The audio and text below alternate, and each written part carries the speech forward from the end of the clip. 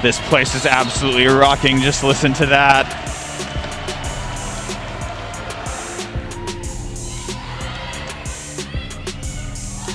Scots have brought it all the way back. It's 2 sets each. We're gonna go to a decider here.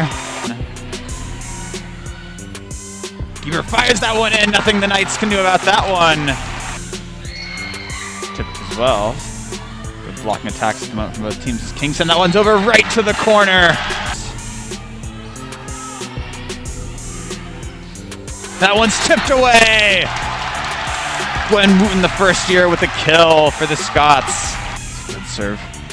Williams. King with the kill! She's got 17 on the night. That was going to be close to going out, but it doesn't matter because it's tipped away. Next closest player between both teams has 13. That one's blocked, and Preston with the block! It's game point for the Scots! Standout player for the Knights tonight. Williams with the initial return. It'll be Preston. Preston is stabbed! It's over!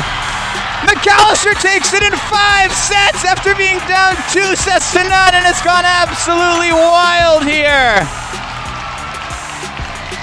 What a night!